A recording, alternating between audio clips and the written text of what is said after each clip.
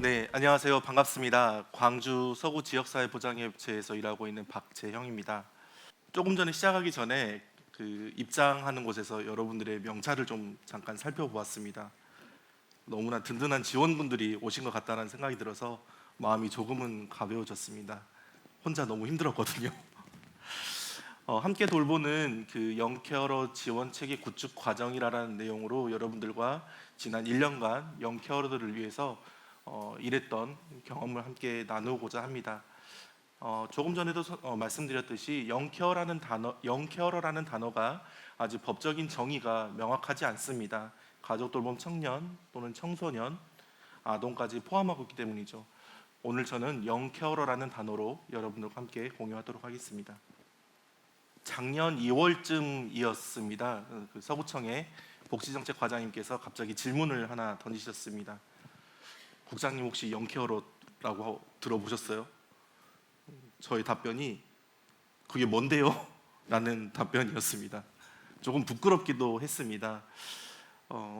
그래서 과장님께 다시 여쭤봤습니다. 과장님 혹시 그거 어디서 들으셨어요? 라고 여쭤보니 아침 출근길에 라디오에서 들었는데 영케어러가 힘들다고 하던데요. 그 친구들이 무슨 문제가 있다고 하던데요. 그런데 우리 주변에는 없을까요? 라는 질문을 주셨습니다. 사무실로 다시 돌아와서 고민에 빠집니다. 영케어러가 대체 뭘까? 영 그리고 케어러, 그러니까 젊음 돌봄자라는 이야기인 것 같은데 곰곰이 생각하다 보니 떠오르는 가정이 있었습니다. 조선 가정이었습니다. 조선 가정들이 우리가 지금 이야기하고 있는 영케어러가 아닐까 싶었습니다. 하지만 지금까지 돌봐왔던 어르신이 아니라 그 어르신을 돌봐왔던 청년들에게 시각을 전환해야 되는 시기라고 생각했습니다. 생각과 시각을 전환해야 되는 때였죠. 사업을 시작하기 앞서서 어떤 지역들에서 과연 영케어에 대한 개입들이 이루어지고 있는지 자료들을 좀 찾아보았습니다. 사업을 기획했던 2022년 2월, 3월쯤에는 서울시와 부산에서 사업을 추진하고 있었는데요. 서울에서는 민간기관과 공공기관에서 직접 서비스를 지원하기도 하고 자조 모임을 운영하기도 하고 지원금을 주기도 하는 선도적인 사업 모델이 운영되고 있었습니다. 부산에서는 특이하게도 지역 주민들을 조직해서 그 주민들과 함께 영케어들을 찾고 그들을 위한 홍보를 하는 사업들이 운영되고 있었습니다. 사업을 추진하기 위해서는 관련 규정들이 있어야 되는데 조례나 법령들이 한 군데 있었습니다. 경남 김해시였는데요. 경남 김해시의 조례를 살펴보면 사실 선언적인 의미의 내용의 조례였기 때문에 실질적인 도움이 되고 있지는 않다라는 생각이 들기도 했습니다. 지금은 국회에서도 관련 법령이 논의되고 있고 서울시를 비롯한 많은 지자체에서 관련 조례들을 만들어내고 있습니다. 제가 일하고 있는 광주 서구에서도 얼마 전 보건복지부 사회서비스 신설 과정에 대한 협의 과정을 마치고 승인을 드디어 얻어서 조례를 발의하고 현재 의회에서 심의 중에 있습니다. 해외 사례도 조금 찾아보았습니다. 앞서 조기현 작가님께서 말씀해 주신 것처럼 영미권 국가와 북유럽 국가가 조금 차이가 있는데요. 영국에서나 호주에서는 이미 영케어러에 대한 조사를 바탕으로 돌봄자 수당을 지급하거나 지원 패키지가 마련이 되어 있거나 학교에서의 컨설팅들이 이미 이루어지고 있었습니다. 특히나 호주에서는 의료 체계와 연계이 되어 있는 영케어러 돌봄 지원 체계가 이미 마련되어 있었죠. 학교, 지자체, 그리고 의료 시스템이 함께 되고 있는 돌봄 체계가 이미 만들어져 있었습니다. 다만 북유럽에서는 조금 달랐습니다. 청소년 시기에 본인의 성장을 위해서 노력해야 되는 시기에 타인을 돌본다는 것 자체가 그 의미가 서로 상충한다는 개념으로 그들은 피해자라는 생각마저 가지고 있었습니다. 마땅한 권리와 보호를 보장받지 못한다는 피해자라는 이야기들을 나누고 있었죠. 3주 전쯤에 사실 덴마크, 그다음에 스웨덴, 노르웨이를 좀 다녀오면서 청년 정책에 대한 이야기를 나눴었는데 저희와는 완전히 다른 개념을 가지고 있었습니다. 조금 부끄럽기도 했습니다. 이것이 각 국가에서 제시하고 있는 영케어러에 대한 출연율 지표들입니다. 북유럽 국가와 영미권의 국가가 많이 다르죠. 1, 2%의 정도의 차이일 수 있지만은 청년 인구에 대비해 보면 많은 인구의 차이가 있을 수 있습니다. 영미권에서는 3%에서 5% 정도를 영케어러가 출연할 수 있다라고 판단하는 것 반면에 북유럽 국가에서는 7% 이상이다라고 보고 있습니다. 이 점의 차이는 돌봄의 영역을 어디까지 볼 수 있을 것이냐에 대한 사회적 합의가 다르기 때문입니다. 영미권에서는 직접 약을 복용을 시키거나 병원에 동행을 하거나 집안 청소를 하거나 하는 직접적인 돌봄 서비스를 영케어러의 부담이다라고 판단하고 있는 반면에 북유럽 국가에서는 동생을 돌봐주는 것, 동생의 숙제를 돌봐주는 것, 등하교를 시키는 것 등 돌봄에 대한 영역을 다르게 또는 크게 보고 있었던 것이죠. 우리는 돌봄의 영역을 보다 넓게 인식해야 될 필요가 있습니다. 국내의 사례들을 종합해서 문제를 조금 정의해 보았습니다. 한참 본인을 위해서 열심히 노력하고 고민해야 될 시기에 돌봄의 책임이 부과되는 영케어러에게는 준비되지 않았습니다. 돌봄의 기술이 부족했습니다. 이로 인한 돌봄의 한계에 부딪히며 본인의 좌절감도 많이 느꼈겠죠. 본인의 시간과 기회가 박탈되었습니다. 또한 대인관계도 위축되었습니다. 학업과 미래 또 포기하게 되었죠. 경제활동이 중단되고 생계에 어려움을 겪게 됩니다. 정신적인 스트레스 많이 찾아오고 있었습니다. 정리하자면 경제적인 어려움, 본인의 스트레스, 미래의 준비에 대한 어려움 동시에 찾아오는 상황이었습니다. 많은 복지 전달 체계가 있고 시스템이 있지만 그 시스템은 영케어러를 고려하지 않게 설계되어 있었습니다. 새로운 시스템과 새로운 관점에서의 사업이 필요하다고 판단하였습니다. 일을 하려면 돈과 재원과 사람이 필요하겠죠. 광주 서구에 있는 다양한 기관들을 찾아다니면서 우리 영케어러들을 위해서 한번 고민해 봅시다라는 의견을 던지자 10개의 기관이 모여주셨습니다. 청소년 상담복지센터, 중독관리센터 등 여러 기관들이 모여서 업무 협약을 체결하고 가족 돌봄 청소년들을 위한 네트워크를 조직합니다. 그리고 사업계획서를 작성합니다. 사회복지 공동모금에 제안을 하고 3년간의 사업비를 확보하게 되었습니다. 이후 사업을 현재까지 추진하고 있습니다. 저희의 전략은 공공과 민간을 나누어서 우리의 역할을 다시 한번 정리해보자였습니다. 공공기관에서는 자치구와 교육청, 의회에서 노력을 해주기로 하였습니다. 자치구에서는 필요한 프로그램들을 연계하고 행정정보를 바탕으로 한 영케어를 찾아보기로 합니다. 교육청에서도 학교 안에서의 영케어들을 발굴해보기로 합니다. 의회에는 이 사업이 영속적으로 지속할 수 있는 법적 근거인 조례를 만들기로 논의합니다.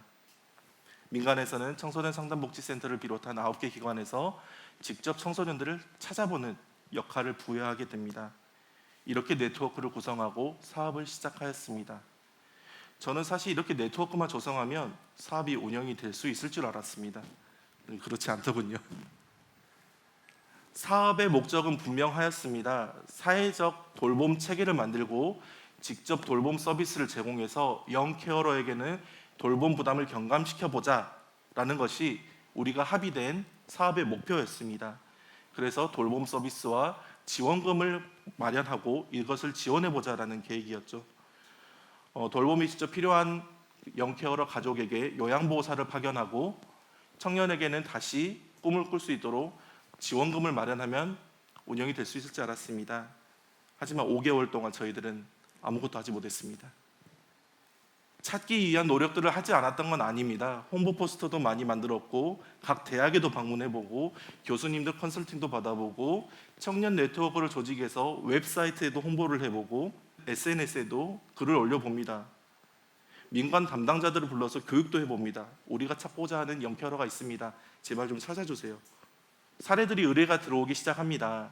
하지만 저희들이 사례를 검토했을 때 이 친구가 영케어러인가? 라는 고민이 되기 시작합니다. 저희에게도 영케어러가 누구이다라는 확신이 부족했던 것이었죠. 담당자들조차 영케어러에 대한 인식이 부족했고 청년들은 복지 정보에 접근할 수 있는 체계가 부족했습니다. 5개월 동안 돌아다니면서 드디어 첫 사례를 만납니다. 알코올 중독 문제를 가진 청년을 만나게 됩니다. 그래, 이 사례가 영케어러야 라고 생각을 하며 여러 기관들에 이런 사례가 발굴되었습니다. 찾아주세요라고 하자 한 사례 한 사례 찾아지기 시작합니다. 사업의 초기 설정은 이렇게 노부모를 부양하고 있는 영케어러만을 한정을 두었었습니다. 스스로의 한계였죠. 조선가정이라고 생각했던 게 영케어러다라고 생각을 했었으니까요. 하지만 우리들이 만나는 가정들은 장애를 가진 부모님을 모시고 있는 영케어러, 중독과 정신질환을 가진 가족을 돌보고 있는 영케어러 등 돌봄의 상황과 대상은 너무나 다양했었습니다. 현재는 노부모를 모시는 영케어러가 아니라 돌봄 부담을 가진 청년으로 영케어러를 정의하고 사업의 대상을 확대하였습니다. 돌봄을 제공하는 영케어러는 같았지만 돌봄을 받고 있는 대상은 또 너무나 달랐습니다. 조금 전에 첫 사례 설명드렸죠. 알코올 중독을 가진 어머님을 모시고 있는 영케어러. 사업의 초기 설정이 노인이었기 때문에 저희는 요양보호사를 그 집에 파견합니다. 3주 후에 전화가 옵니다. 선생님, 이 집 너무 힘들어요. 와서 조정 좀 해주세요. 라고 이야기를 합니다. 요양보호사는 어르신들의 정서적인 안정과 일부 생활 지원을 위한 특화된 내용으로 훈련이 돼 있으신 분들입니다. 하지만 그 집에서 원하는 것은 가사 지원, 청소, 빨래 등 서비스의 내용이 달랐던 것이죠. 영케어러의 돌봄 부담만 경감할 것을 생각했던 것이 아니라 그 서비스를 받게 될 대상이 어떤 것이 필요한지를 고민해야 되는 상황이었습니다. 지금은 요양보호사, 가사지원 서비스, 소독, 가정환경 등 다양한 내용들이 제공될 수 있도록 서비스를 개편하였습니다. 이 사례를 생각하면 참 아직도 마음이 어려운데요. 20살 여학생을 저희가 만나게 됩니다. 이 친구는 지체장애가 있는 할아버지와 시각장애가 있는 작은아버지와 동거를 하고 있었습니다. 본인이 열심히 준비를 해서 한 기업에 취직을 하게 됩니다. 다른 지역으로 떠나야 되는 상황이었거든요. 고민이 되기 시작합니다. 본인이 떠나면 이 할아버지와 작은아버지는 어떡하지? 라는 고민이 들면서 접수가 되게 됩니다. 가정방문을 해보니 이 친구에게는 동생이 있었습니다. 13살 중학생이었는데요. 누나가 떠나게 되면 그 돌봄의 부양이 13살 동생에게 물려지는 상황이었습니다. 청년들만 돌보고 있는 게 아니었습니다. 아이들과 청소년들도 돌봄을 하고 있었습니다. 지금은 만 13세까지 사업의 내용을 확장하여 운영 중에 있습니다. 지금 친구는 열심히 일을 하고 있고 동생은 돌봄의 부담을 조금은 경감하지 학교를 열심히 다니고 있고요. 중증장애인 돌봄 서비스와 요양보호사 서비스, 복지관에서 제공하는 밑반찬 서비스들을 연계해서 현재는 일상생활이 가능하게 되었습니다.